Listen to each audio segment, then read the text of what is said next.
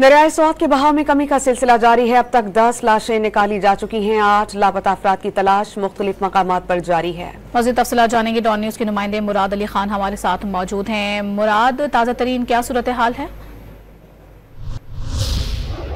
जी बिल्कुल, इस वक्त मैं दरियाई स्वात के किनारे मौजूद हूँ और इस वक्त दरियाई स्वात में आप इस वक्त देख सकते हैं कि पानी के बहाव में मुसलसल कमी आ रही है। खुशकिस्मती से पानी के सतह में कमी आ रही है और इसी वजह से रेस्क्यू ऑपरेशन जो जारी है उसमें मजीद लाशें जो है बरामद हुई है और अब तक रेस्क्यू 1112 के मुताबिक 10 लाशों को निकाल लिया गया है और 8 अफराद जो है वो ताहाल लापता है। उसके लिए भी रेस्क्यू ऑपरेशन स्वात के मुख्तलिफ मकामात पर जारी है। रेस्क्यू 1112 के तर्जुमान नियाज अहमद खान के मुताबिक 75 से जायद लोग जो थे वो दरिया में फंसे हुए थे, उसको बाकायदा बाहिफाजत निकाल लिया गया है और इस तरह जो दरिया के किनारे आबाद लोग थे उसको भी महफूज मकामात तक मुंतकिल कर दिया गया है। इस वक्त भी आप देख सकते हैं कि दरिया किनारे बहुत सारे लोग जो है वो मौजूद हैं।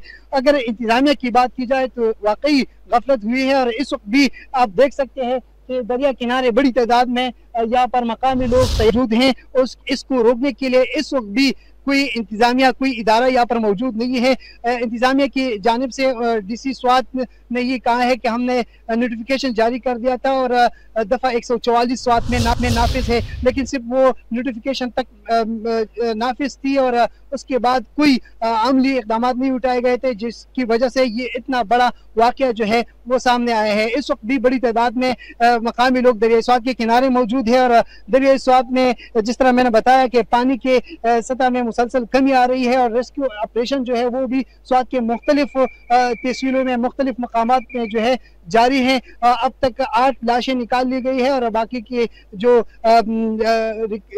उसके लिए भी ऑपरेशन जारी है। अगर सयाहों की बात की जाए, जितने भी सयाह थे जिसकी लाशें निकाल ली गई है स्वात में, तो उसको बाकायदा सेंट्रल अस्पताल जो है उसको मुंतकिल कर दिया गया था और इस वक्त जो है लाशें जो है उसको सियालकोट और जो मर्दान के सयाह थे वहाँ पर भी लाशें रवाना कर दी गई है। जी शुक्र मुराद, आप तफसीलात से आगाह कर रहे थे।